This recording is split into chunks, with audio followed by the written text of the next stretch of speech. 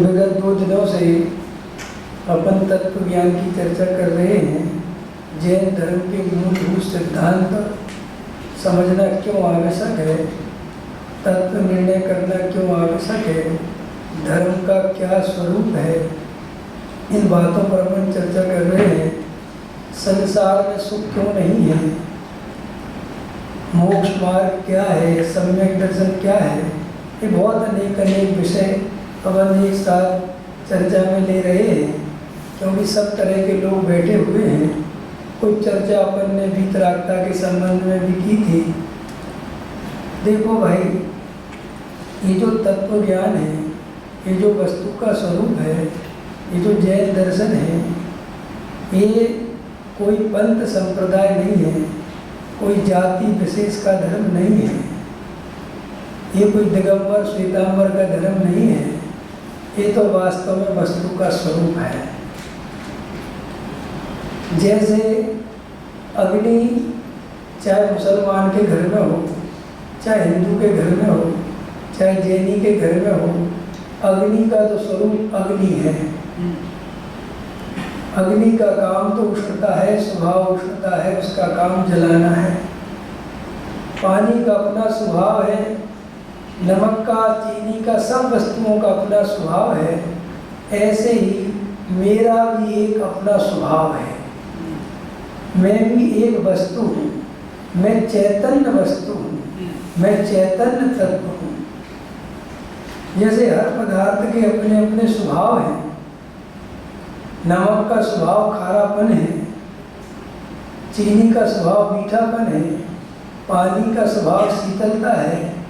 ऐसे ही मेरा एक अपना स्वभाव है, और मेरा स्वभाव है जानना, देखना,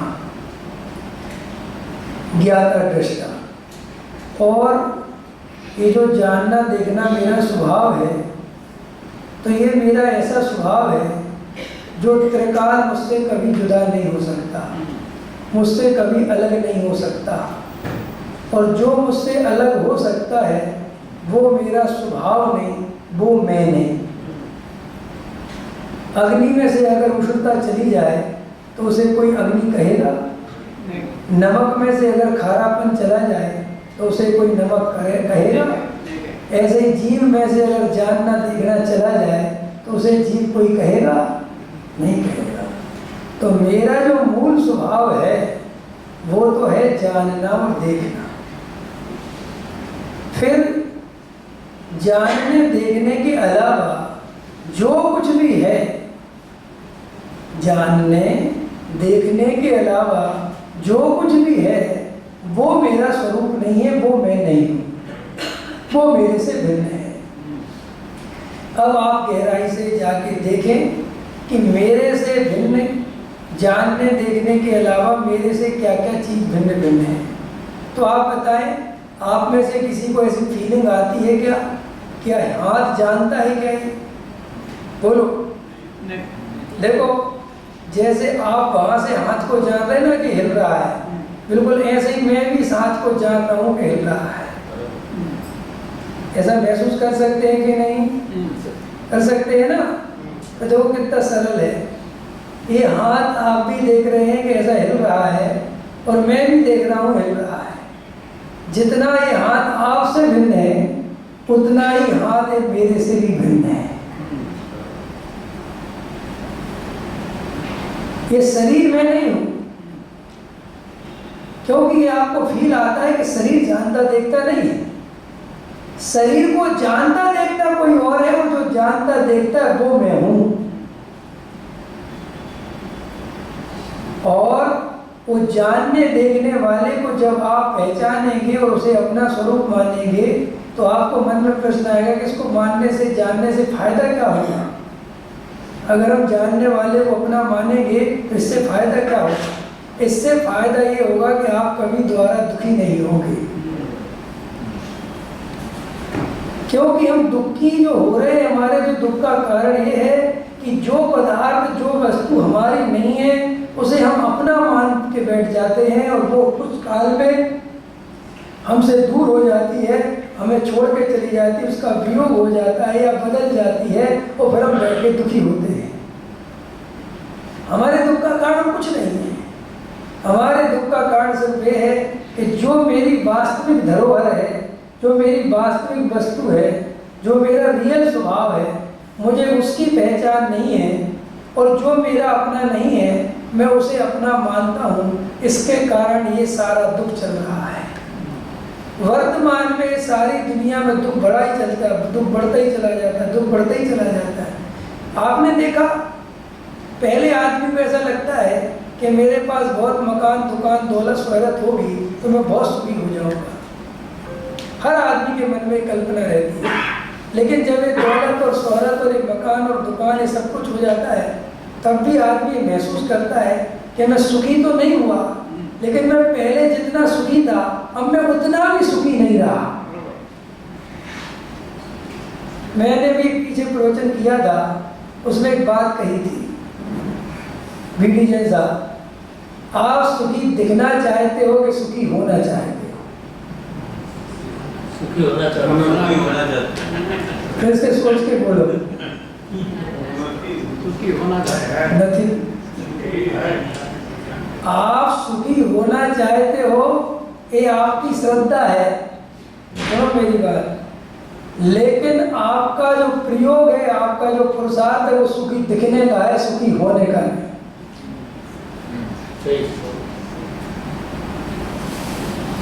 देख ले आप बड़ा मकान बनवाते हो, आपको भ्रम है कि आप सुखी होने के लिए बनवाते हो। आपने बनवाया इसलिए कि सबके बड़े बड़े मकान बन गए, मेरा ही छोटा रह गया। ये आपके दुख का कारण तो ये है। सोना चांदी तुम्हारे क्या क्या होता है, डायमंड्स, इनको पहनने से महिलाओं को कोई सुख थोड़ी होता है। क्या बात करते हो साहब, महिलाएं मर जाए इसके बिना? नहीं, ऐसा नहीं है। ये आपका कल्चर आपको इस तरीके की मान्यता डेवलप करता है। अगर आजकल देखो, हमें तुम्हारे बॉम्बे का तो पता नहीं, लेकिन हमारे दिल्ली में सारी महिलाएं बिना कुछ पहने घूमती हैं, उनके गले में कुछ भी नहीं होता, चूड़ियां भी नहीं पहन सकती, क्योंकि वहां पर चोर इतने हैं कि अगर आपने चैन पहनी तो गारंटी से आपकी चैन निकाल ली जाए।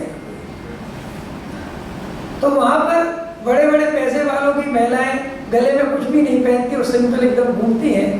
तो उनसे पूछो कि आपको सोने वोने का कुछ नहीं, तो कहते नहीं, हमें कोई तकलीफ नहीं, क्योंकि यहाँ सब ही घूमते हैं। अगर दो चार महिलाएं घूम के पहन के घूमे और वो बहन जी को पहनने नहीं मिले, तो फिर बहन जी का दुख बढ़ जाएगा। इसका मतलब दुख का कारण सोना चांदी नहीं, वो आप जब दूसरी सोसाइटी में, आप जब जहाँ रहते हो, जिस सोसाइटी में रहते हो, आपकी प्रॉब्लम वो सोसाइटी बनती है, और आप उस सोसाइटी के सामने अपने को सुखी दिखाना चाहते हो, और फिर आप जब सुखी दिखाना चाहते हो तो आपको उस रेस में हिस्सा लेना ही पड़ेगा। और आप जब रेस में हिस्सा लोगे तो आप मनुष्य की जगह गधे बन जाओ, घोड़े बन जाओ, क्योंकि आप दौड़ोगे।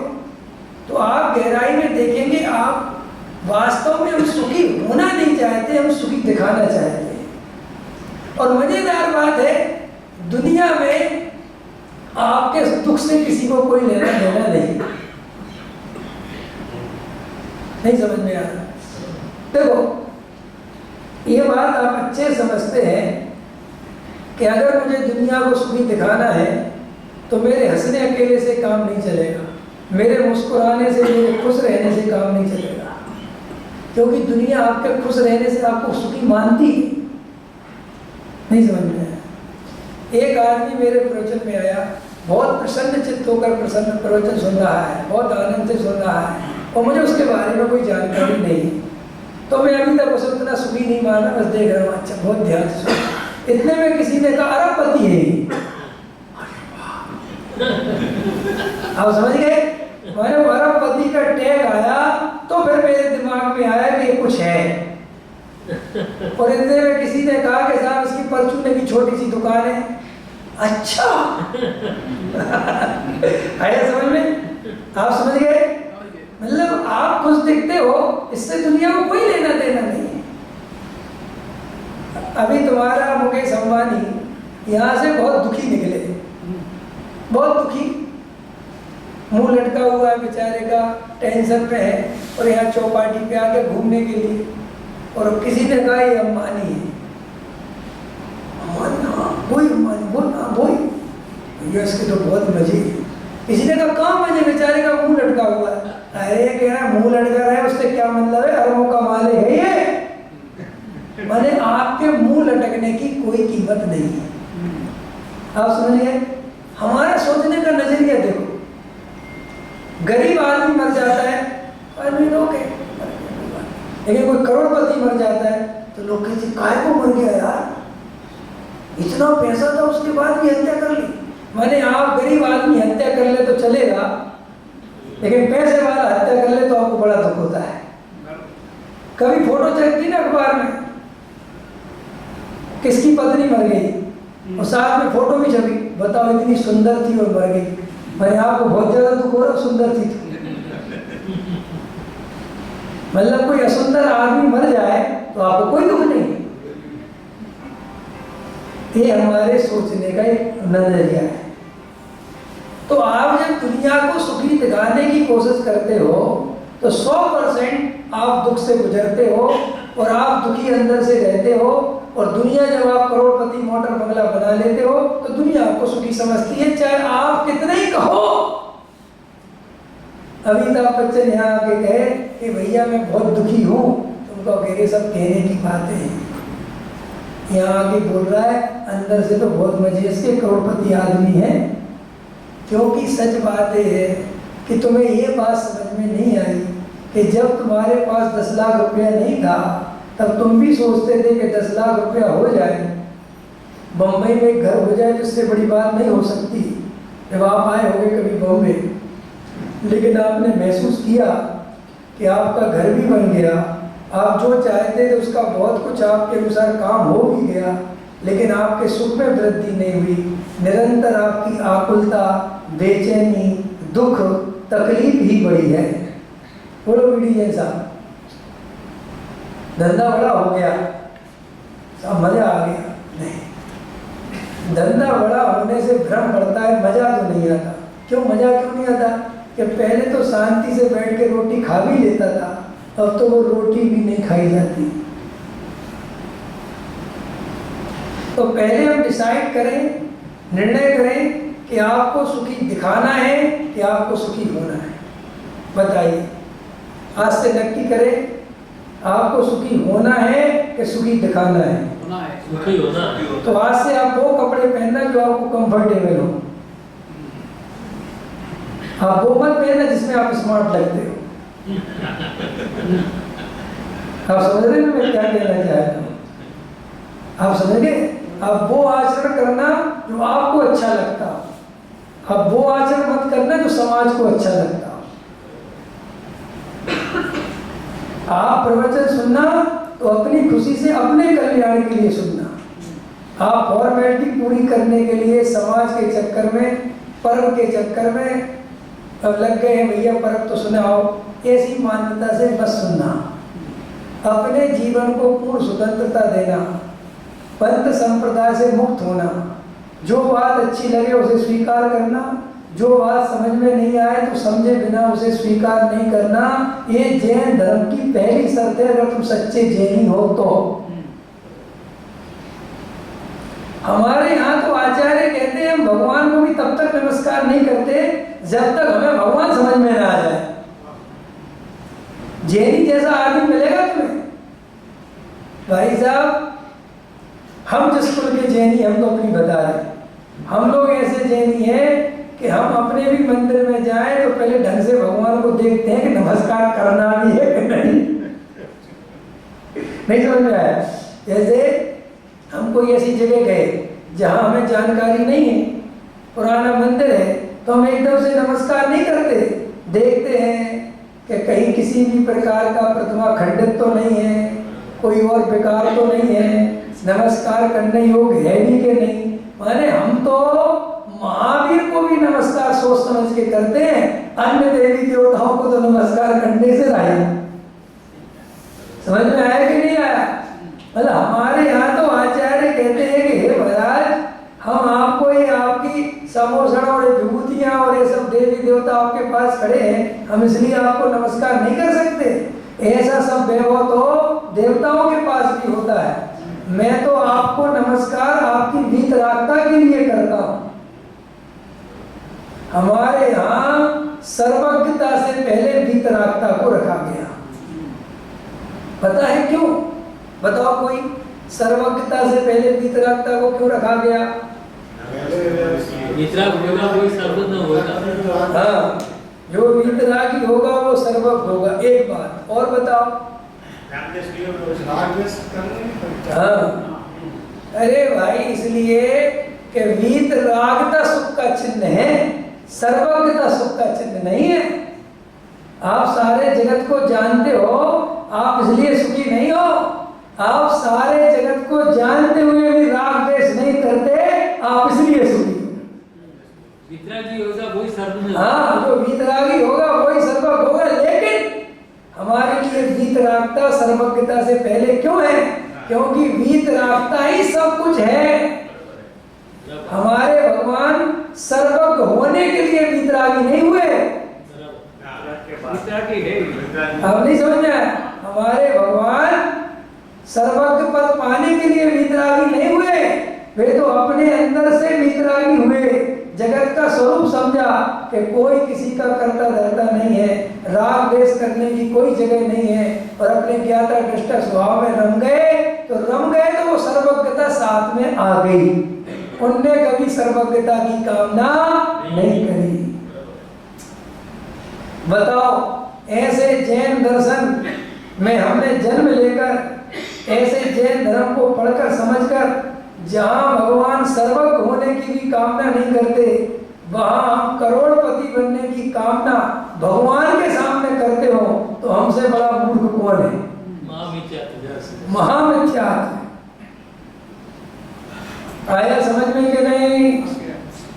तो जब तक जो बात अपने को स्वयं से समझ में नहीं आए, तर्क युक्ति से समझ में नहीं आए, लॉजिकल समझ में नहीं आए, चाहे कोई कुछ भी कहे।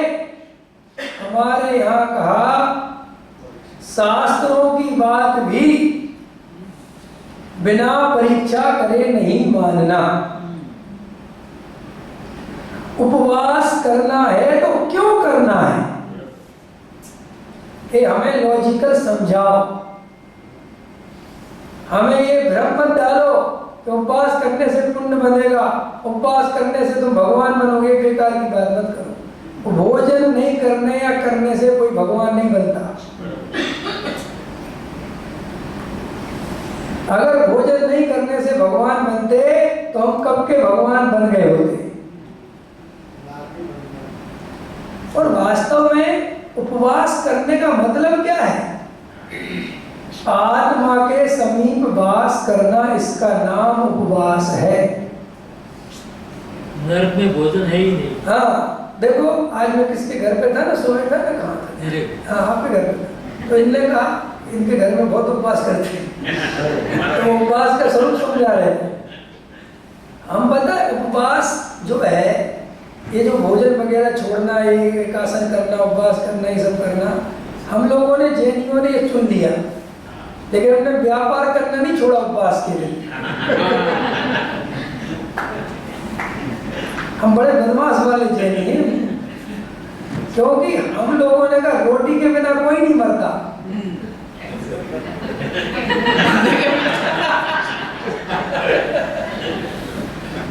आज हमने बताया इनको उपवास के बहुत फायदे। देखो, एक तो शरीर स्वस्थ हो जाता है, और सबको पता है कि अगर उपवास करेंगे तो शरीर 100% और बढ़िया हो जाएगा, है ना। आपकी सर्विस हो जाएगी शरीर की, और आपको बढ़िया, डॉक्टर भी कहते हैं कम खाओ स्वस्थ रहोगे, और उपवास करो महीने 15 दिन में तो और बढ़िया रहेगा। तो एक तो आपको उपवास के जो पूरे लाभ दिखते हैं, फिर आपको पुण्य भयंकर बनेगा, ये महालाभ दिखता है, और परंपरा से मोक्ष भी चले जाएंगे, गजब की बात, समझ में। तीसरा लाभ और चौथा लाभ जो प्रत्यक्ष ही मिलता है, जय हो तपस्वी जिंदाबाद, तपस्वी जी की जय हो। सो भाई को मोक्ष का लाभ तो बाद में, पुण्य का लाभ तो बाद में, ये तो प्रत्यक्ष ही लाभ है। तो बोले एक बात बताओ, तुमने उपवास तो करा, लेकिन तुमने दुकान बंद नहीं करी। तो बताओ क्या कहता है, अरे दुकान का उपवास से क्या लेना देना। अरे बनिया तो बनिया ही रहेगा। तुमने जो होशियारी सीखी, मुझे पता है कहाँ से सीखी। बनिया जितना होशियार कोई नहीं दुनिया में, और यही होशियारी इसे धर्म में ले डूबी। देखो, बनियों का महाभाग कि तुम्हारे धर्म वीतरागी मिला, लेकिन बनियों की चतुराई, ये पैसे की पकड़, एकदम क्या चमड़ी चली जाए और दमड़ी न जाए, इसने हमें क्षत्रिय होने से रोक लिया। और क्षत्रिय बने बिना भगवान बन नहीं सकता जी, क्योंकि क्षत्रिय बनना माने सब कुछ दांव पे लगाना आना चाहिए। और जैनी वो आदमी है जो रोटी बस दांव पे लगा सकता और कुछ दांव पे नहीं लगाता। भूखे रह ले, 1-2 दिन नहीं खाएंगे तो क्या चलेगा, कोई दिक्कत हो क्यों। और उसको फायदा इसलिए होता है कि मेहनत करता नहीं है, पेट बाहर निकल चुके होते हैं, समझ में आया कि नहीं। सेठ आनी मैंने कि घर में बैठी रहती है, तो कहते एक आध दो उपवास करो तो अच्छी रहेगा। लेकिन किसी से कह दो 10 लक्षण पॉल्यूशन आ रहे हैं, 10 दिन तक व्यापार नहीं करना, ये उपवास करो, ये नहीं हो पाएगा जी। आप समझ गए। तो हम बहुत होशियारी से क्रिया कांड चुनते हैं, बहुत होशियारी से, कि हमारा देखो दुनिया में एक आदमी है और उसे 2 दिन तक भोजन नहीं मिला, तो मैं कहूँ इसके 2 उपवास हो गए, आप नहीं मानोगे। क्यों? हम कहेंगे इसको क्यों नहीं मानते, आपने उपवास किया? बोले नहीं साहब, उपवास नहीं इसका, क्योंकि इसकी खाने की इच्छा थी और खाना नहीं मिला। समझ में आया कि नहीं? इसका उपवास कैसे? अच्छा तुम्हारा कैसे हो? ऐसा हमारी इच्छा नहीं थी, हमने इच्छा का त्याग किया, बराबर। क्या का त्याग किया? भोजन की इच्छा। तो पहले बड़े पाप की इच्छा का त्याग करना चाहिए कि पहले छोटे पाप की त्याग की इच्छा करना चाहिए? बोले। तुम्हारा पाप और पुण्य क्रिया से लगता है कि तुम्हारा परिणामों से लगता है। और तुमने परिणाम जाके व्यापार में लगे रहे, पूरे तरह से काम धंधे में लगे रहे, और भोजन अकेला नहीं किया, ना तो तुम्हें परिणाम पता चले ना कुछ पता चला, बस दिन कट गया, रात कट गई, सुबह हो गई और आपने भोजन, आप कहते हो कि मेरा उपवास हो गया, और आप कहते हो पुण्य लगा होगा। भाई साहब, बेहोश आदमी को कभी पुण्य नहीं लगता। क्या बोला मैंने? क्या बोला भाई साहब?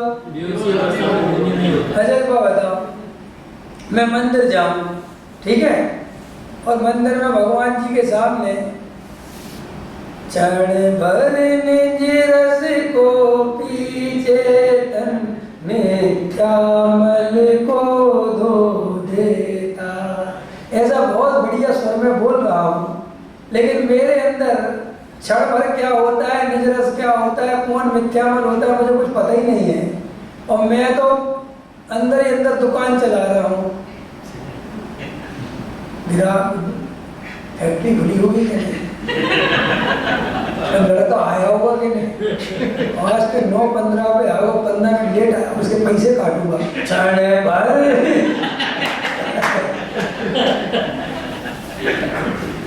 ऐसे बताओ पुण्य लगा होगा कि नहीं? देखो आप में से एक आदमी की हिम्मत नहीं जो कह रहे पुण्य लगा होगा, क्योंकि आप भी जानते हो कि क्रिया से पुण्य नहीं लगता, पुण्य बनता भी है तो वो परिणाम से, और सुनो, परिणाम से भी बहुत कमजोर पुण्य बनता है। असली पुण्य तो अभिप्राय से बनता है। आप कहोगे साहब हम तो अभिप्राय नहीं जानते, सुनो दुनिया में हर कीमत अभिप्राय की है। तुम्हारे घर में कोई मेहमान आया और तुम्हें पता है, उसे भी पता है कि ये अंदर से मुझे पसंद नहीं करते, अब लेकिन मजबूरी में आया, तो तुम कितनी मीठी मीठी बातें करो वो प्रसन्न होने वाला नहीं, क्योंकि वो तुम्हारा अभिप्राय जानता है कि ये तो मुझे भगाने की सोच रहा है लेकिन भगा नहीं पा रहा है। होता है कि नहीं? हम पंडित फंस जाते कभी कभी ऐसे घरों में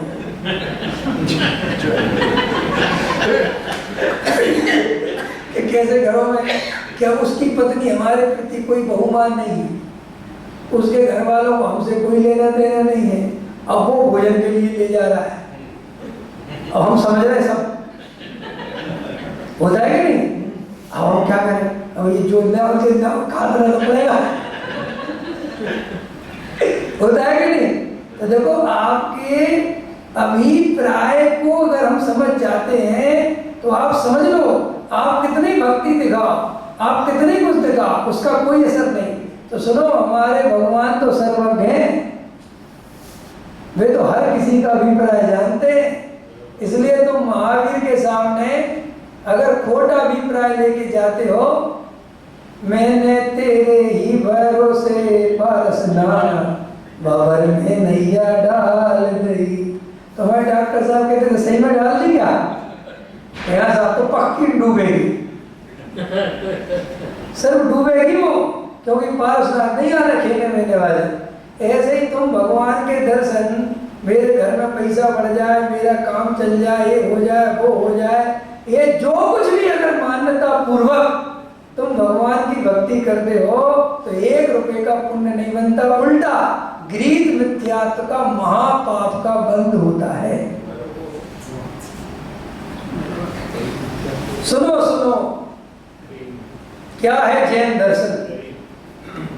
गृहीत मिथ्यात्व। गृहीत मिथ्यात्व माने जो नया नया यही मनुष्य भाव में आके सीख लिया है।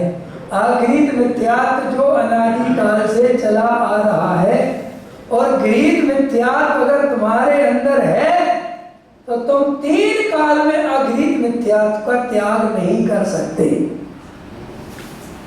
इसलिए कई लोग कई दफे ऐसी बातें आ जाती हैं कि साहब आत्मा तो परद्रव्य से भिन्न है, आत्मा तो ज्ञाता दृष्टा है, कोई किसी का करता धरता नहीं, आप ही बताते हो, और जब पूजा पाठ भक्ति से तो कोई धर्म होता नहीं। तो अगर हम किसी भी देवी देवता को माने और हम आत्मा की आराधना करें तो इसमें क्या दिक्कत है? समझ आए? क्योंकि हमें क्या लेना, हम तो आत्मा को तो सही समझते हैं ना, आत्मा जानने देखने वाला है, ज्ञाता है, राग द्वेष से भिन्न है, और हम ऐसा ध्यान भी करते हैं और हमें बड़ा आनंद भी आता है। सुनो, गृहीत मिथ्यात्व जिसके है उसे आत्मा का काल्पनिक आनंद आता है, सच्चा आनंद कभी नहीं आता। क्यों?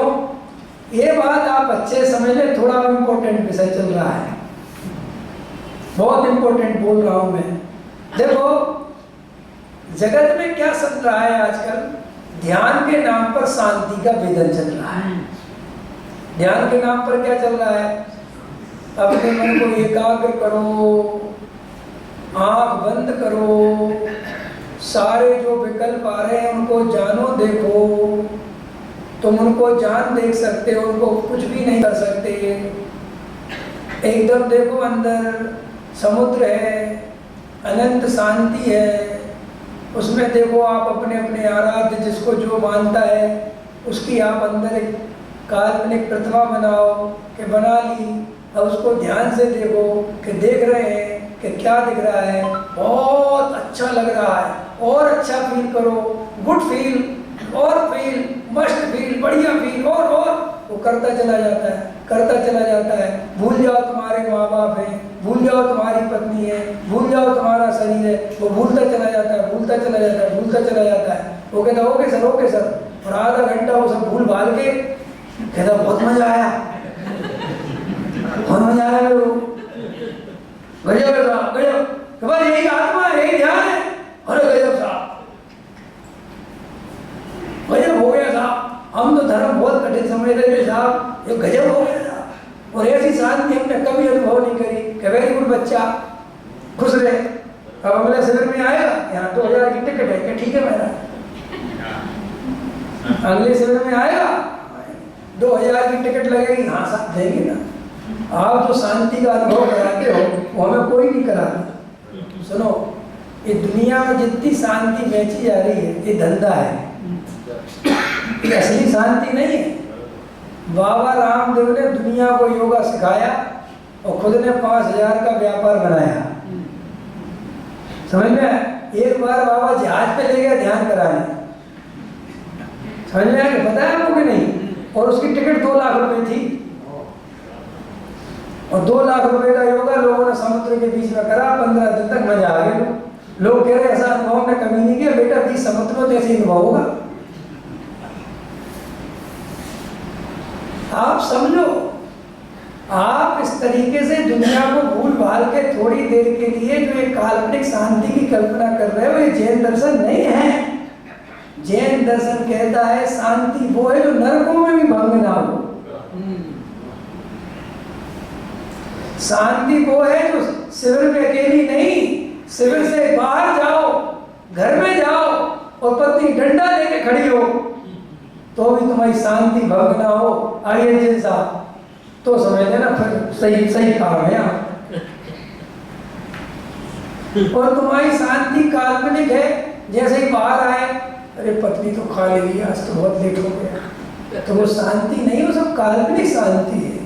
याद रखो, जैन दर्शन में शुद्धोपयोग से ज्यादा, उपयोग की कीमत से ज्यादा श्रद्धा की कीमत है। जैन दर्शन ये पहले बांधता है कि आपका पहले निर्णय सही होनी चाहिए, आपका श्रद्धांत सही होना चाहिए, आपका वस्तु स्वरूप का जो स्ट्रक्चर है वो क्लियर होना चाहिए, आपको जो वस्तु का स्वरूप जैसा है वैसी श्रद्धा होनी चाहिए। उसके बाद जब आप ध्यान में उतरेंगे तो आपका ध्यान सच्चा होगा। अगर आपको मान्यता खोटी है, आपकी विपरीत खोटा स्थिति है, आप कितने ध्यान करते रहो, आप काल्पनिक ध्यान कर सकते हो, क्योंकि मन जीव के अंदर ऐसी ताकत है कि वो कल्पना कुछ भी कर सकता है।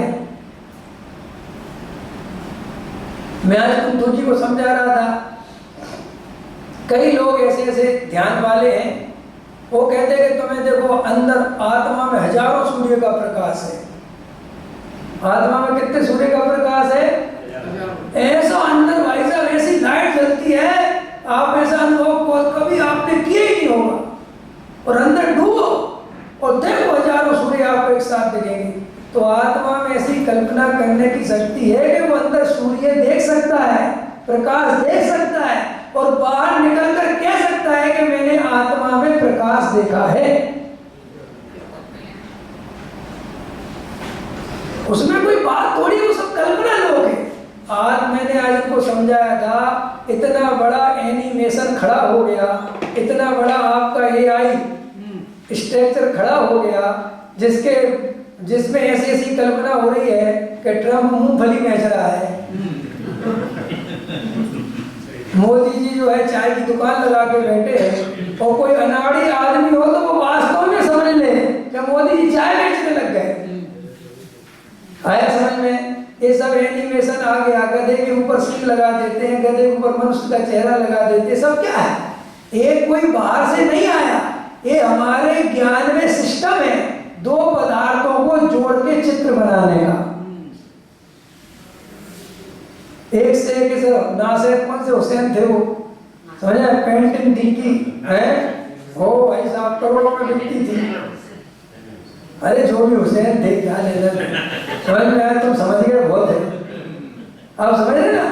तो ऐसे ही ये ध्यान में लोग क्या समझ रहे हैं कि वे अंदर से रागी देसी देवताओं को भी मानते रहते हैं, पैसे में सुख बुद्धि बैठी हुई है, और सब चाहते हैं, सब लगे पड़े हैं, और थोड़ी देर के लिए कुछ शिविर में चले गए, 8 दिन के योगा शिविर में चले गए, वहाँ थोड़ी कसरत बसरत कर ली, पैसा है, अनुकूलता है तो चले गए, और वहाँ जाके थोड़ा एकदम रिलैक्स हो गए, तो वो सोचते हैं कि वाह हमारा धर्म ध्यान हो गया।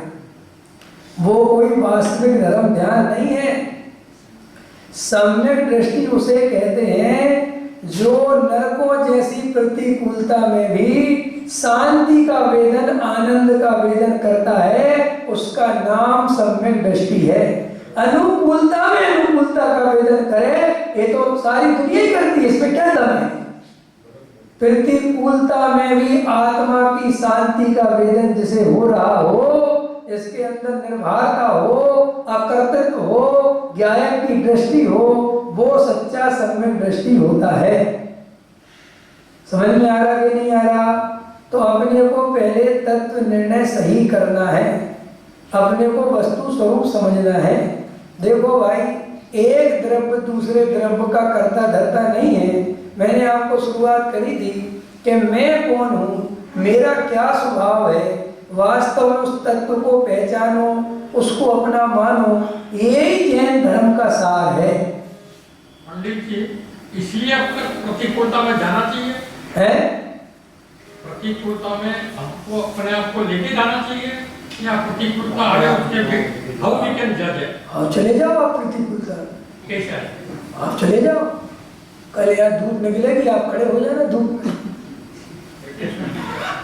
है। क्या कहाँ जाना प्रतिकूलता है, बताओ कहाँ जाने की स्थिति है आपकी? एसी बंद हो जाएगा तो मालूम है, तो आपको तकलीफ हो रही है? अभी तो नहीं अरे भाई, मेरा कहने का मतलब ये है कि ये जो आपको भी एसी बंद हो गया, थोड़ी गर्मी लगने लगी, ठीक है, तो ये गर्मी के काल में भी ये गर्मी मेरे में नहीं है, ये गर्मी मेरा स्वरूप नहीं है। ये जो मुझे थोड़ी आकुलता हो रही है, मेरी कमजोरी से हो रही है, आत्म स्थिरता की कमी से हो रही है। अगर मैं अपने स्वरूप में स्थिर होता तो ये गर्मी मुझे बिल्कुल महसूस भी नहीं होती, इसकी मुझे तकलीफ भी नहीं होती। लेकिन ये कोई पर पदार्थ के कारण मुझे सुख दुख नहीं हो रहा है, ये तो मेरी अस्थिरता है, मेरी कमजोरी है, इसके कारण मुझे गर्मी लग रही है। अगर मैं अपने स्वरूप में स्थिर होता तो ये गर्मी वर्मी मुझे कुछ भी नहीं लगती। आप समझ में आ रहा? तो अपनी भूमिका में अभी अगर अपने स्वरूप में अपन स्थिर नहीं होते तो अपन को ये सब दुख तकलीफ होते तो हैं, लेकिन अपने श्रद्धा में सही मजबूती से तत्व निर्णय हो तो अपन बहुत ज्यादा डिस्टर्ब नहीं होते, अपन इसके कर्ता धर्ता नहीं बनते, और समता पूर्वक उसको सहते हैं और अपने से भिन्न देखते हैं। ये सम्यक दृष्टि का लक्षण। और मिथ्या दृष्टि का लक्षण क्या है? गर्मी लगी, मैं तो भाई साहब आना चाहता ही नहीं था, जबरदस्ती तो आ गया इनके कहने पे, और वो आर्द्र करते ही चला जाएगा, करते ही चला जाएगा, तो बस ये मिथ्या दृष्टि का लक्षण। सम्यक दृष्टि को आर्द्र ध्यान होता तो है, लेकिन बहुत जल्दी समझ जाता है, बहुत जल्दी जागृत हो जाता है। कहाँ परिणाम चला गया, कोई बात नहीं, गर्मी है, ठीक है।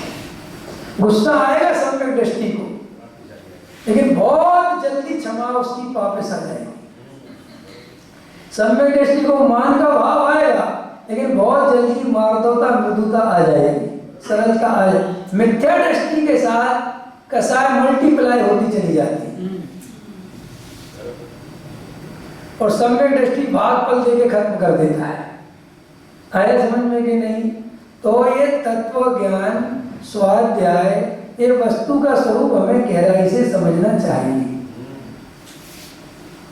और हम लोग गहराई से नहीं समझते हैं, और बिना सोचे समझे कुछ भी फॉलो करते, किसी को भी फॉलो करने लगते, किसी का भी। आजकल क्या है, यूट्यूब की दुनिया आ गई, आजकल लोगों ने स्वाध्याय करना छोड़ दिया, आजकल दिखावे का धर्म बहुत बढ़ गया, क्रियाकांड ने अपने पैर फिर पसार लिए, सारे जगत में क्रियाकांड कुगुरुओं की भरमार हो गई है।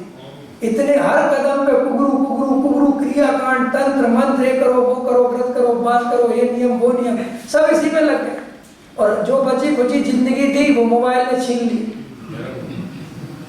आजकल साधु मोबाइल चला रहे हैं, आम आदमी तो बहुत दूर की बात। क्योंकि मोबाइल बहुत चमत्कारी तत्व है। यूट्यूब चला रहे हैं। समझ, इससे अच्छे साधु नहीं बच पाते। आजकल साधु अपने स्टेटमेंट खुद ही देते हैं। मेरे को उसने व्हाट्सएप पे दिखाया, मैंने वो वीडियो देखा, खुद कहते हैं वो, मैंने बराबर, मेरा एक भक्त आया उसने सुनाया, मैंने सुना, नहीं समझ में आया तो हमने कहा ऐसा मोदी जी भी सुन लेते हैं। मोदी जी के पास खुद का मोबाइल थोड़ी, नहीं समझ में आया। देखो इस जगत में ये जो वर्तमान काल है, इसमें आप जो बैठ के आत्मा की बात सुन रहे हैं, ये दुनिया का 8वां आश्चर्य है कि आप प्योर आत्मा की बात, तत्व की बात, वीतरागता की बात बहुत शांति से सुन रहे हैं, समझ रहे हैं। आजकल ये बात किसी को नहीं चाहिए, सबको या तो क्रियाकांड चाहिए, व्रतोपवास करवाओ, या तंत्र मंत्र बताओ, या चक्कर लगवाओ, या माला पहनाओ, या संस्था बनाओ, या तुम्हारे जो प्रचार प्रसार करो, हल्ला मचाओ, या नाचो कूदो, ढोल मजीरा बजाओ। समझ में आया? कोई तुम्हारी ये मूल तत्व ज्ञान की बात, वितरागति की बात, ये तो भाई साहब जुगनू जैसे लोग हैं, ये तो सुनने वाले लाखों में से 2-4 लोग होते हैं। और ये आप लोगों का परम सौभाग्य है कि आप लोग जो है इस स्वाध्याय में आके सुन रहे हो। लेकिन आपका परम सौभाग्य तब और ज्यादा बढ़िया आपको समय तक ले जाएगा जब आप इस चीज को कंटिन्यू करेंगे।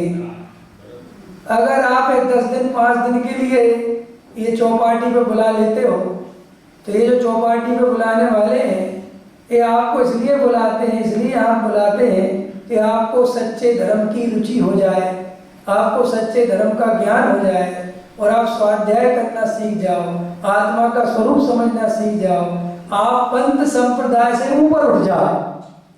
क्योंकि पंथ संप्रदाय में कभी धर्म नहीं होता भाई, धर्म कभी परंपरा से नहीं चलता, धर्म कभी पंथ संप्रदाय से नहीं चलता।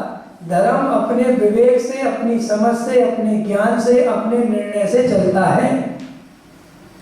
आपको अंधविश्वासी रहना है, आपको मिथ्या दृष्टि बने रहना है, तो आप अपनी परंपराओं में लगे रहो। और अगर आपको वास्तव में धर्मात्मा होना है, तो आपको स्वयं तत्व निर्णय करना चाहिए कि क्या सही है और क्या गलत है। मैं आप लोगों से बहुत हृदय से कहता हूं कि आप लोग एक ऐसा माहौल तैयार करो स्वाध्याय के बारे में कि आप जो है जहां पर भी यहाँ आसपास कहीं स्वाध्याय होता हो, नहीं समझ में आया, या किसी का अच्छा बड़ा घर हो, तो वहां पर अपना एक बनाओ स्वाध्याय सिस्टम।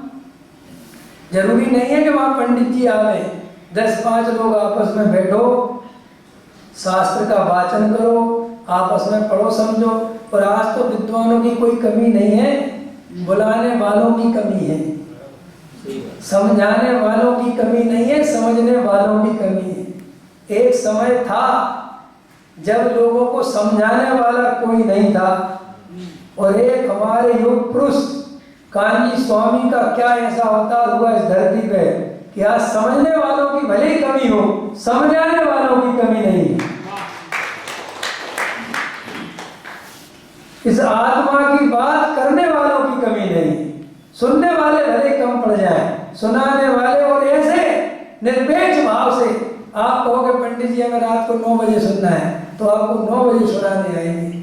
हमें ऐसे गुरुदेव ने और डॉक्टर भारले जी ने ऐसी परंपरा, ऐसे विद्वान तैयार करके दिए कि आपसे बदले में कुछ नहीं मांगते, और आपके बच्चे जैसे बनकर आपको तर्क समझा देते हैं।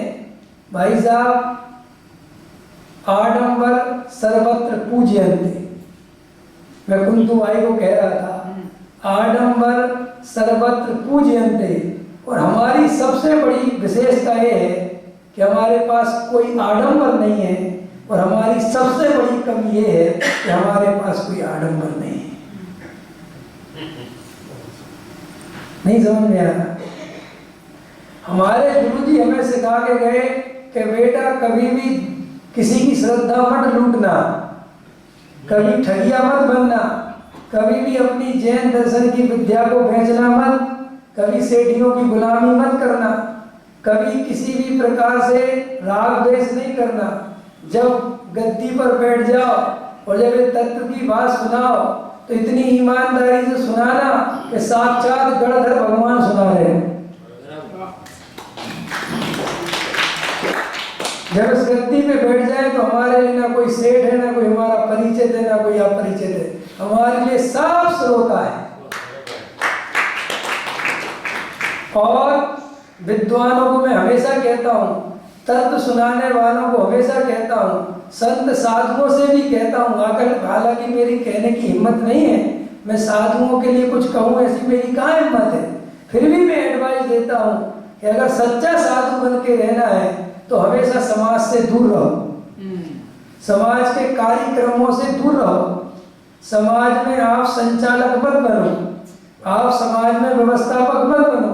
अगर आपको अच्छा पंडित विद्वान, निष्प्रही विद्वान, तत्वज्ञानी विद्वान पंडित बनना है तो आप समाज की ठेकेदारी मत पकड़ो, आप प्रभावना के नाम पर कोई ट्रस्ट नष्ट मत बनाओ, क्योंकि आप ये बनाओगे, आप कार्यक्रम चलाओगे, आपको सेठियों से टच करना पड़ेगा, सेठियों से संपर्क साधना पड़ेगा, पैसे इकट्ठे करने पड़ेंगे, और जब इस पैसे इकट्ठे करने के गलीच खाने में फंसोगे तो फिर काजल की कोठरी में चाय जिसो सियान हो जाए, एक दाग लागे है, लागे है, लागे।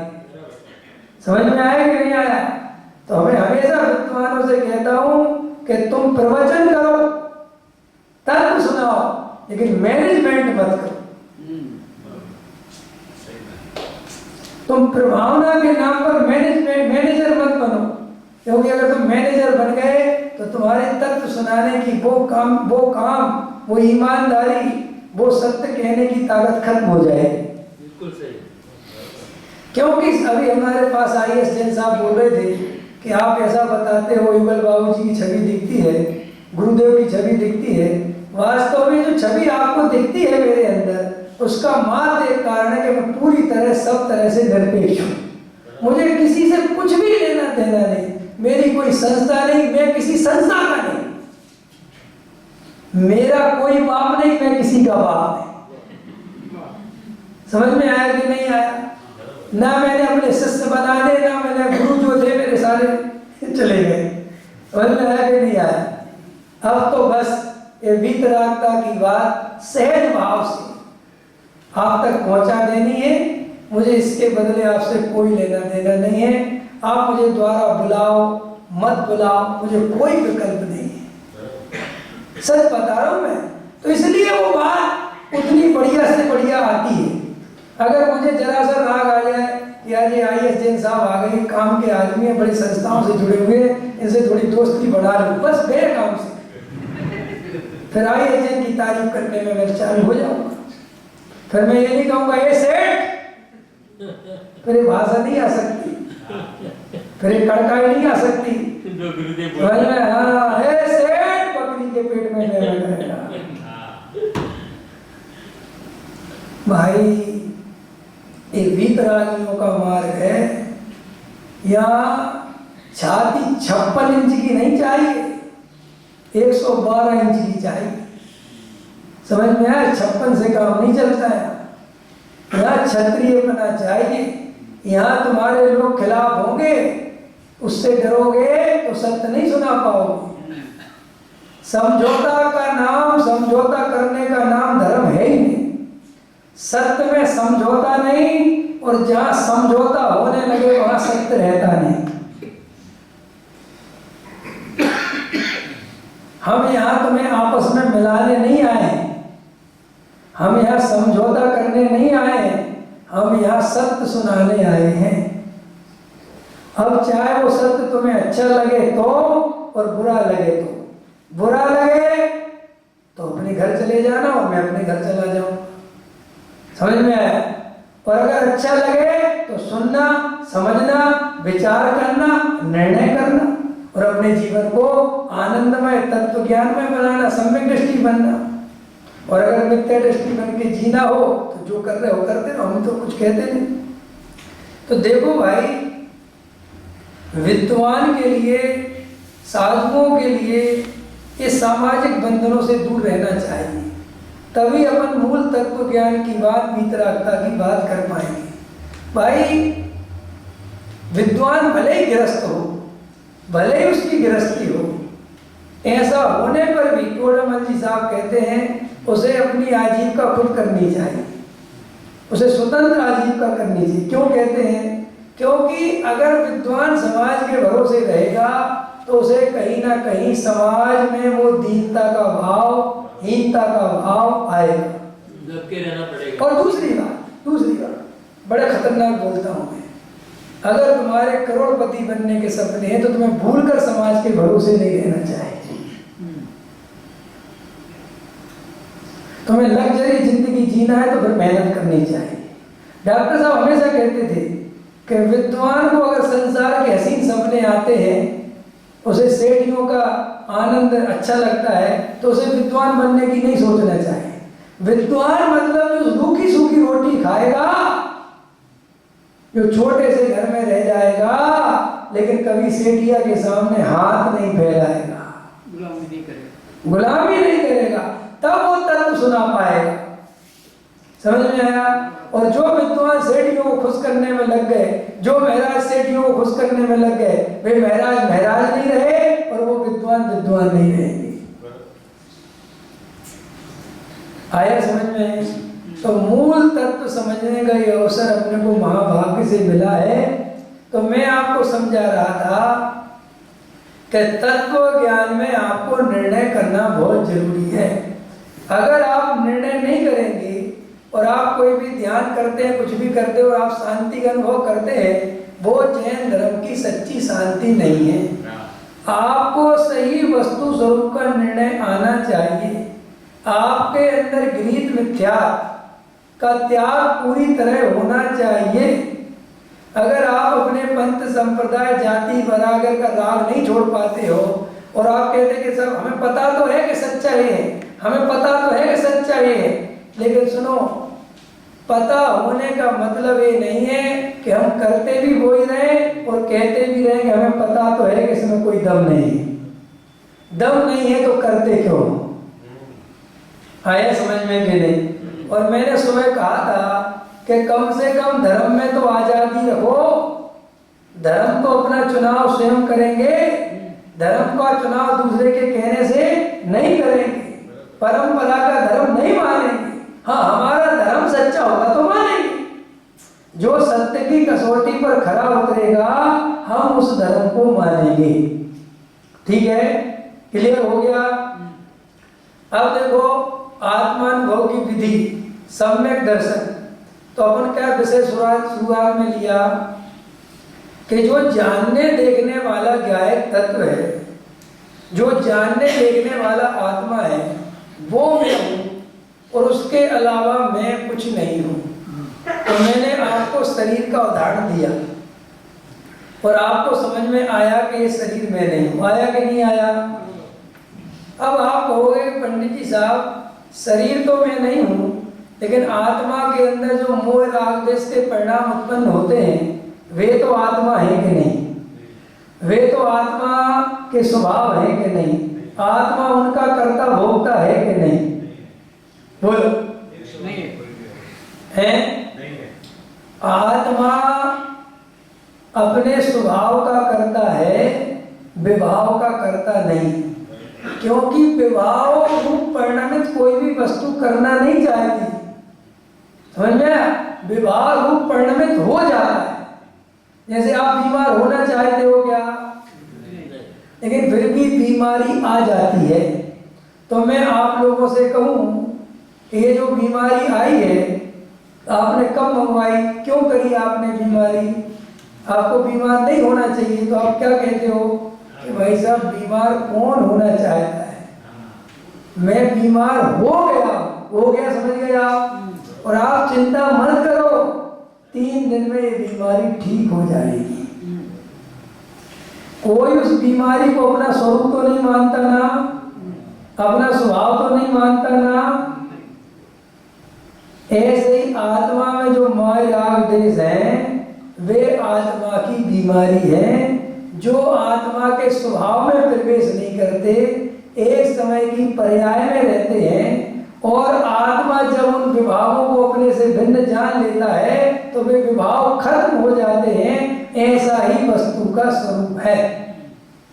जब आप और हम वेद ज्ञान के द्वारा इस शरीर से और द्रव्य कर्म, भाव कर्म, नौ कर्म से भिन्न जब एक चैतन्य की अनुभूति करते हैं, जब एक गायक की अनुभूति करते हैं, उसी समय मोह राग द्वेष विलीन हो जाते हैं। अभी देखो IHN साहब ने एक बात बोली, मुझे बहुत अच्छी लगी। उन्होंने कहा जब आप अपने गायक स्वभाव पर दृष्टि रखते हैं तब आपको जगत का परिणमन अपने आप होता हुआ दिखाई देता है, आपके अंदर उसका कर्तापन नहीं आता।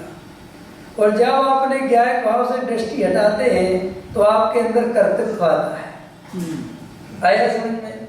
तो वास्तव में जो क्रम वृद्ध पर्याय की श्रद्धा है वो ज्ञायक भाव की श्रद्धा पूर्वक होती है।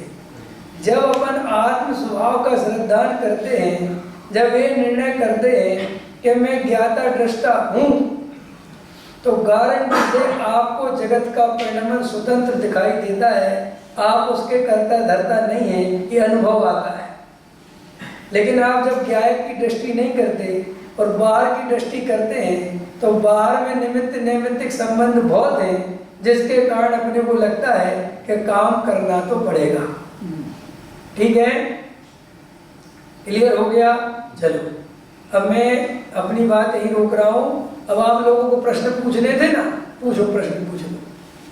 क्या प्रश्न है बाबूजी आपका? बताए, आपने कुछ प्रश्न पूछे थे ना, पर्ची दे रहे थे आप, कहाँ है वो पर्ची? हाँ, आप सभी लोग जिसको जो प्रश्न मन में आता हो पूछ सकते हैं, पूछिए। किसी को भी शंका है तो प्रश्न पूछ सकते हैं, पंडित जी जवाब देंगे। हाँ बताइए। सब्जेक्ट रिलेटेड एक एक जन। हाँ, उद्यान तप पता है ना आपको? उद्यान तप करते हैं ना, उद्यान तप। हाँ, उद्यान तप किया आपने? उद्यापन। उद्यान तप करने वाला कोई नौकर गिनने, नौकर का फल मिलता है क्या? ऐसा कुछ है? महाराज ऐसा बोलते हैं उद्यान तप आपने किया ना तो नौकर मंत्र का फल आपको मिलता है। क्या फल मिलता है? मतलब मैं उसका लेके रखता हूँ जो आपने। क्या फल चाहिए आपको, बताओ ना। महाराज ऐसा बोलते हैं। अरे महाराज बोलते, उन्होंने बोल दिया, अभी आपको क्या फल चाहिए? मेरे को कुछ नहीं, छोड़ो। नहीं उधर महाराज ऐसा। अरे अभी महाराज बोलते हैं और फल मिलता भी होगा तो फिर फल के रूप में संसार मिलता है भाई, पुण्य का फल संसार है। नहीं तो नौकर अपन गिनेगा तो फल नहीं मिलता। हाँ, ऐसे तो मत गिना करवा। એમ નથી, તમે ઉદ્ધાર કરો ને તો નૌકર બોલવાના અધિકારી છો એમ. એટલે એમ એ લોકો કહે છે એટલે वो अधिकारी ऐसा होता। हाँ ठीक है, हो गया हो गया, बहुत अच्छा।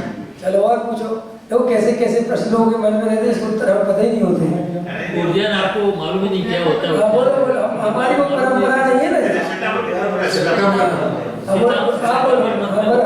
उद्यान जो होता है उसमें एक उपवास करते हैं, फिर दूसरे दिन एक टाइम खाते हैं, वापस उपवास। तो साधु संत जो श्वेतांबर समाज कहता है, साधु कहते हैं कि आपका 45 दिन का आप साधु जैसे बन गए। बराबर, इनका कहने का अर्थ ये है। देखो अब आपने पूछा तो मैं आपको बताता हूँ उपवास का वास्तविक स्वरूप क्या है, उपवास क्यों किया जाता है और संत साधु उपवास क्यों करते हैं, किस लिए करते हैं, उपवास का पूरा वैज्ञानिक दृष्टिकोण क्या है। देखो उपवास क्या चीज है, नहीं समझो पहले, नहीं सुन तो लो। उपवास का अर्थ होता है, वास्तव में क्या है कि जो संत साधु होते हैं, जो मुनिराज होते हैं, वे अपने आत्म स्वरूप में स्थिर होने का पुरुषार्थ करते रहते हैं, निरंतर शुद्धोपयोग की आराधना करते रहते हैं। ध्यान से सुनना। और उनको पंच इंद्रिय के विषय भोगों में तो सुख बुद्धि टूट ही गई, उनको पंच इंद्रिय के विषय भोग तो अब चाहिए ही नहीं, क्योंकि आत्मा का इंद्रिय सुख मिल गया।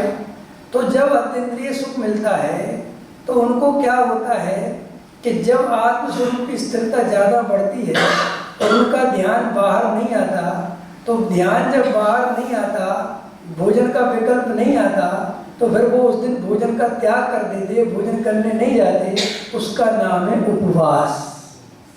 रियल तो ये है सहज। और उपवास का एक वैज्ञानिक कारण ये है कि जब आपको कोई विशेष काम करना होता है तो आप अगर भोजन नहीं करें तो आपको आलस नहीं आता, आपको प्रमाद नहीं आता, आपके अंदर एक ऊर्जा रहती है। समझ में आया कि नहीं आया?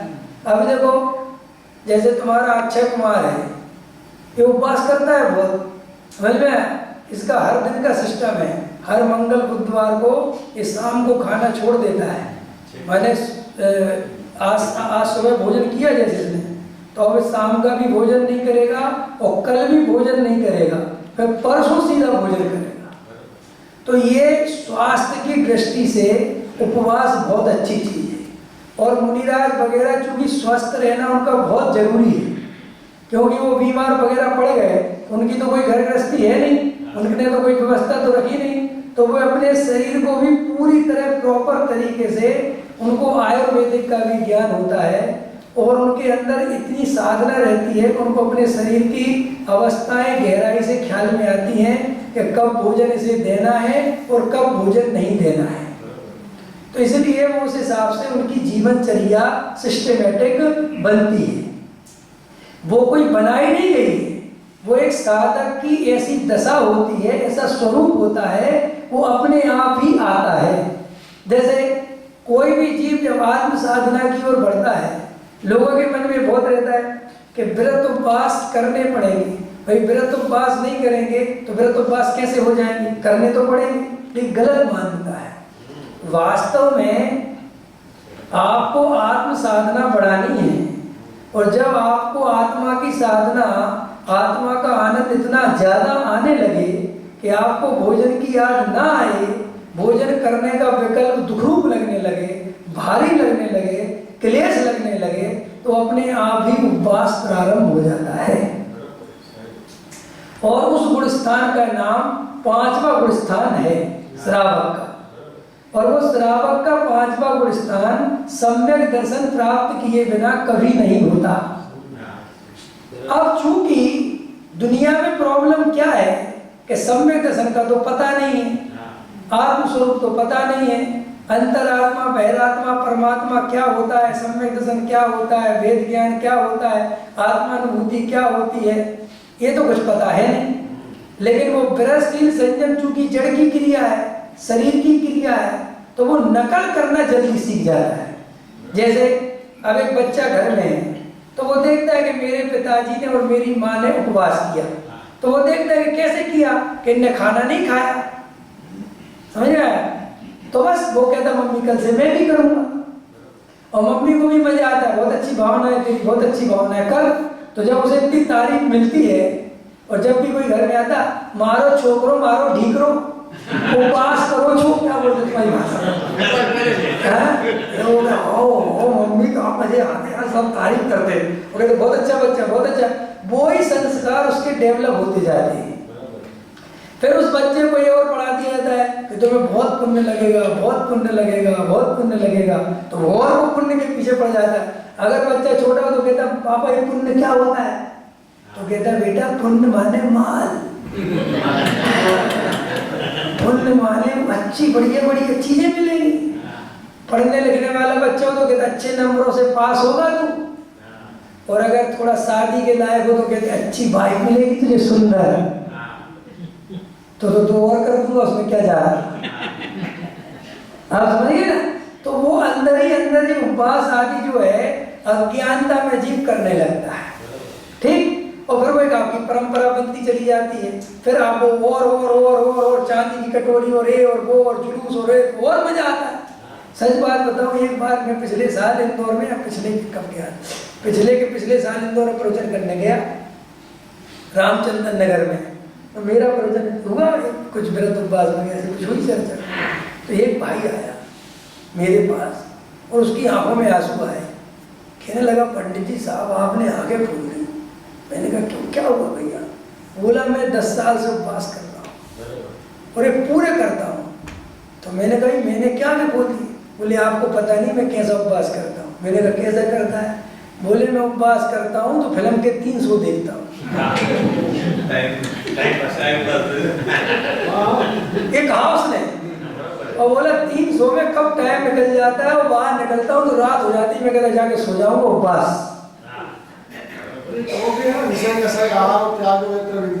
हाँ, असली उपवास तो विषय कसाय का त्याग हो, वो असली उपवास। समझ में? भाई भोजन करना या नहीं करना है तो देह की आवश्यकता है, क्या है इसमें? भाई तो भोजन शरीर का है, आत्मा का थोड़ी। आत्मा का तो असली भोजन समता है, सुख है, आनंद है, धर्म है। आत्मा का तो भोजन ही है। और आत्मा के लिए दुखदायी विषय कसाय है, तो आत्मा तो विषय कसाय का त्याग करो, ये असली उपवास है। सो तुम्हें विषय कसाय का तो कोई त्याग करा नहीं, बस तूने तो क्रिया बना ली, एक दिन खा लूंगा, एक दिन छोड़ दूंगा, एक दिन खा लूंगा, तो मेंटेन भी होता रहता है, काम भी चलता रहता है और सब कुछ होता रहता है। और मैंने भी आपको एक बात तो कही नहीं, ये उपवास भी आदमी इसलिए करता रहता है, इसके फायदे बहुत हैं। अगर कल से सारे डॉक्टर मिलके निकाल लें कि कोई भी आदमी अगर 24 घंटे से ज्यादा भूखा रहा तो कैंसर होने के चांस 100% हैं, तो भाई साहब आदमी कहेंगे हम 24 घंटे वाला नहीं करेंगे। ये तो आपको अंदर पता है कि भोजन नहीं करने से कुछ नहीं बिगड़ता, 1-2 दिन चल जाता है, तो आप करते रहते हैं। तो आपको इन सब बारे में गहराई से पता होना चाहिए। सबसे बड़ा मिथ्या होता है, आपको पूछना है, उसको धर्म मानते हैं। पूछिए। परम शुद्ध निश्चय मई से शुक्ल एशिया का वर्णन कीजिए और परम पारमणिक भाव क्या है? परम पारमणिक भाव तो वो क्या है, भाव है, ठीक है कि नहीं? और क्या बोला? परम शुद्ध निश्चय मई से शुक्ल परम शुद्ध निश्चय से शुक्ल लेस्या। तो शुक्ल लेस्या का परम निश्चय से क्या लेना देना है? शुक्ल ध्यान। हाँ, शुक्ल ध्यान। तो शुक्ल ध्यान माने अपने त्रिकाली ध्रुव भगवान आत्मा में पूरी तरह उपयोग का समा जाना, रम जाना। और फिर वो चूंकि पंचम काल में तो शुक्ल ध्यान होता नहीं, तो यहाँ तो अपन 6वें 7वें में है, तो भाई इतना ही समझ लो। अब वहाँ क्या होता है वो केवल ज्ञानी में छोड़ दो, और क्या उसमें ज्यादा क्या दिमाग लगाना। तो यहाँ पे कितने गुण स्थान तक जा सकते हैं? 6वें 7वें स्थान में। प्रमोद इसी का नाम है परमत आत्मा, किसी का नाम है, ठीक है कि नहीं? आपने प्रश्न बड़ा खतरनाक पूछा और आपको प्रमत अपरमत कौन सा स्थान है ये पता नहीं। नहीं भाई प्रश्न नहीं है, प्रश्न तूफानी पूछा। हम तो घबरा के कौन सा शुक्ल ध्यान आ गया, हम इतना शुक्ल ध्यान के बारे में नहीं जानते, अपने मोटे मोटे पंडित हैं। हाँ चलो, तो क्या समझा रहा था मैं? उपवास के बारे में समझा रहा था। तो उपवास के संबंध में बहुत अपनी क्लियरिटी होनी चाहिए। आपको क्रिया कांड का अर्थ पता नहीं है, आपके दिमाग में भरा पड़ा है कि क्रिया तो करनी पड़ेगी। क्रिया तो भैया क्रिया करनी नहीं पड़ती, क्रिया अपने आप होती है। और आपकी अपने आप इसलिए नहीं होती कि आपका वो गुणस्थान है ही। भाई एक कुंवारी लड़की है और वो माँ बनने के कैसे परिणाम होते हैं, कैसे होते हैं? अरे तो भाई माँ बनेगी तब होंगे, अभी कहाँ से हुए? आप समझ रहे मैं क्या कह रहा हूँ? पकड़ रहे ना? और वो लड़की माँ जब बनेगी, शादी होगी, माँ बनेगी, उसके बाद अपने आप को ममता के भाव अपने आप आएंगे। तो वो जब कुंवारी थी तो कहाँ से लेके आएगी? ऐसे ही जब तुम्हारा गुणस्थान पहला है और तुम व्रत 5वें के पालोगे तो कहोगे ना पाले बिना नहीं पलते, क्योंकि तुम्हारे कर्तृत्व के साथ पलते हैं, इसलिए तुम्हें बिना करे पल जाएंगे। ये बात नहीं जम सकती। आइए जैन साहब, इस सबसे बड़ी समस्या है मिथ्या दृष्टि को। ये बात कैसे समझाओगे कि वृत्ति संयम अपने आप होते हैं? क्योंकि वो तो कर्तृत्व वाला है ना, वो तो जब उपवास करता है तब होता है। और बेचारा फिल्म देख देख के तो टाइम निकाल रहा, कैसे भी करके रोटी की आग न आए, बेचारा लगा है अपने काम धंधे में। और तुम कह रहे हो उपवास अपने आप होता है। वो कहता है अच्छा पंडित, खुद ने तो 2 बार खा लिया और तू मुझे बताएगा कि उपवास क्या होता है? लेकिन तुम्हें पता ही नहीं, पंडित जी से तो 2 बार खा गए कि पंडित जी को पता था कि भूमिका है ही नहीं उपवास करने की, ये अभी होने का नहीं। जो उपवास का स्वरूप है वो पंडित जी ने पढ़ रखा है और तुमने नहीं पढ़ा, इसलिए पंडित जी नहीं करते, तुम लगे रहते, हम क्या करें? ये तो सच्ची बात है कि नहीं भाई? एक आदमी मजदूरी कर रहा कि नहीं कर रहा, बेचारा लगा है तुम्हारा जो भी है। अब आप शांति से खड़े होंगे, अब कोई कहते को एक आदमी मजदूरी कर रही है, आदमी शांति से खड़ा, अरे तो भाई ये शांति से खड़ा है, दूसरे प्रकार की मजदूरी करता है और इसकी मजदूरी में ऐसे नहीं लगना पड़ता, दूसरे तरीके से लगना पड़ता है कि 2 बटन घुमा के आया है। नहीं समझ रहा? देखो एक आदमी की मशीन, बहुत बड़ी मशीन थी, चाइना से आई, खराब हो गई, तो भैया चाइनीज इंजीनियर बुलवाना पड़ा। अब चाइना का इंजीनियर आया, उसने पूरी मशीन देखी, घूमा फिरा 10-15 मिनट और एक हथौड़ी मंगाई, है ना, और एक ऐसी ठोकर मारी, बोले चालू करो, मशीन चालू। तो सारे के सारे जो थे वो सेठ वेठ जो भी गजब हो गए, साहब आपकी फीस? बोले 5 लाख। बोले साहब ये हथौड़ी मारने के 5 लाख, क्या पागल मार दो? उसने कहा गलत, हथौड़ी मारने के 5 लाख नहीं है, वो तो कोई भी मार दे, कहाँ मारनी है इसके 5 लाख? ऐसे ही तुम्हारा उपवास करने से कुछ नहीं होता। उपवास कब होता है? जिसे सच्चा स्वरूप पता है वो ही असली उपवास कर सकता है।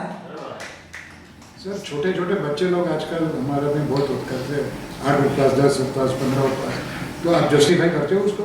नहीं करता, बिल्कुल नहीं करता, वो तो बिल्कुल ठीक ही नहीं है। वो आप बच्चों को पाठशाला भेजो, उनको स्वाध्याय करना सिखाओ, उनको आत्मा समझाओ, उनको तत्व समझाओ, ये समझाओ, समझ में आया?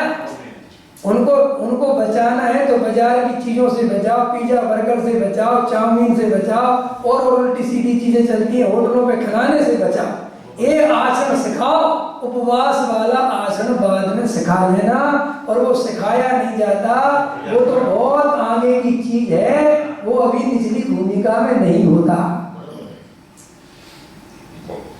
क्लियर है? बाबूजी कुछ पूछना है आपको? बाबूजी बहुत अच्छी लगती है, बाबूजी आपसे कह रहा हूं मैं। हाँ, अरे बाप रे क्या बात करते हैं, मेरे को तो जो चेहरा अच्छा लग जाता है, मैं तो जानता भी नहीं आपको कौन हो, लेकिन आप अच्छे लगते हो मेरे, तो सुनते समझते बात। आपको समझ में सब आ रहा कि नहीं आ रहा? समझ में आना चाहिए। आगे पंडित है वो, अरे गजब हो गया, पंडित की पहचान नहीं करे तो कैसे होगा? आया समझ में कि नहीं? क्लियर हो गया? प्रवचन सार ग्रंथ जो बोलते हैं फॉरेन में चलता है, वो कौन सा कंट्री में चलता है, क्या है प्रवचन सार? हाँ, प्रवचन सार चलता है यूनिवर्सिटी में, विदेश की यूनिवर्सिटी में है ना वो कोर्स में, जैन दर्शन की। हाँ बराबर। कौन से कंट्री में? यानी ऐसा वीडियो का भी आया नहीं तो लोग बोलते हैं कि ऐसा कुछ है कि नहीं? जर्मनी में कहाँ चल रहा है? मुझे जर्मनी में बता रहे भाई साहब, मुझे नॉलेज है। गूगल चेक कर लेना यार, कोई बात, अगर वो तो नॉलेज नहीं है। और कोई पूछो।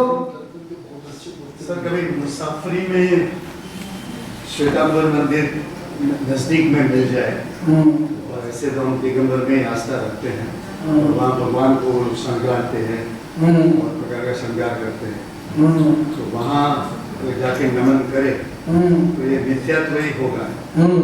होगा, इसमें कोई डाउट नहीं है, कोई शंका नहीं है। देखो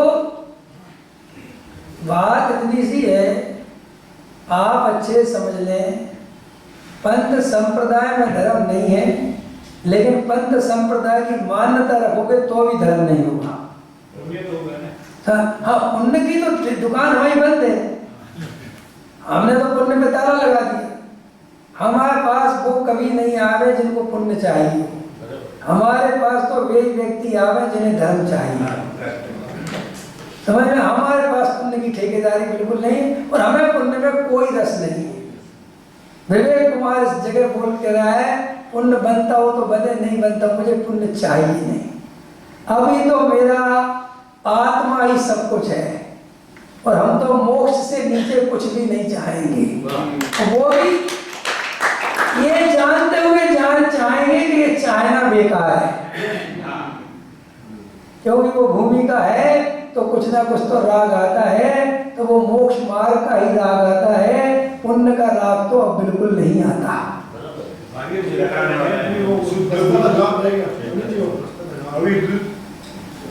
चलिए महावीर जी का एक है शुद्ध बुद्ध अविरुद्ध है और थोड़ा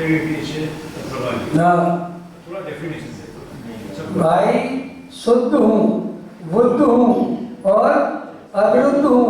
मेरे अंदर में कोई विरोध नहीं है, मेरा कोई विरोध नहीं है, मैं अविरोधी तत्व हूँ। ना मैं किसी के विरोध में हूँ, ना कोई मेरे विरोध में है। सभी द्रव्य अपने अपने में परिपूर्ण है और पर से कुछ भी मेरा संबंध नहीं। मैं अरस अरूपी हूँ। ये अरस अरूपी अस्पर्शी, ये जो इसके विपरीत है, सब पुद्गल के गुण है। मैं इनसे भिन्न हूँ और मैं ज्ञानानंद स्वभावी हूँ। ठीक है, और क्या पूछ रहे थे? कोई क्लियर हो गया सबको? बहन जी, आपको किसी को कुछ नहीं पूछना? ये बहन जी बहुत अच्छी है सारी, वेरी गुड। देखो आप सब समझ गए, जबरदस्ती नहीं पूछवाना मेरे को। मैं तो सिर्फ इसलिए कह रहा हूँ कि आप मन में कोई शब्द लेके नहीं जाना। एक पुरुषार्थ क्या होगा, पुरुषार्थ का क्या होगा क्रमबद्ध पर्याय में, एक कल विषय आपको सुनाऊंगा। ठीक है, अभी का समय हो गया। और आत्मानुभव की विधि ये भी सुबह बताऊंगा 8:30 बजे, सुबह 8:30 बजे।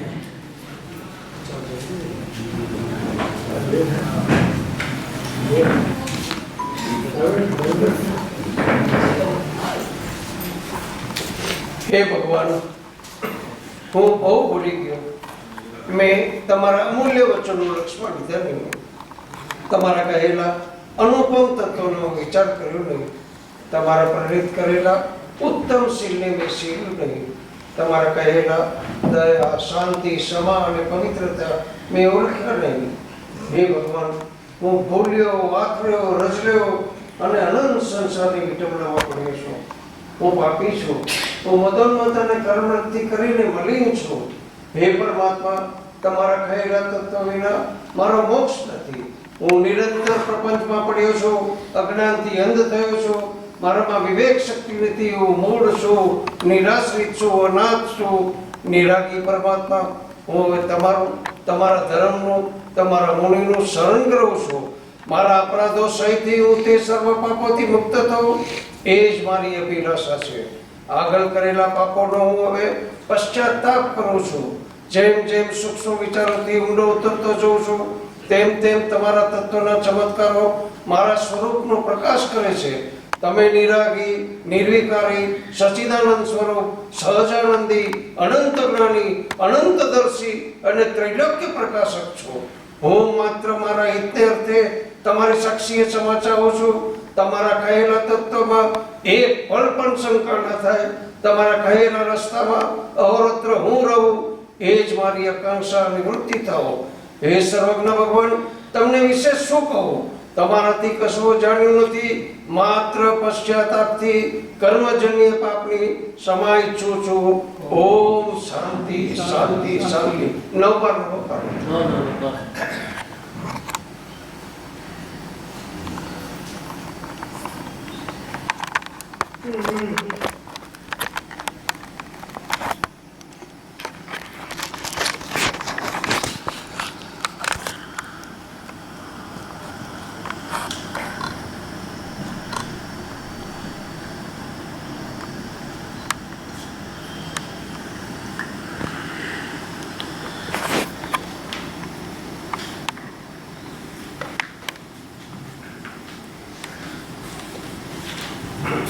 બોલો વિતરાગ ધર્મનો,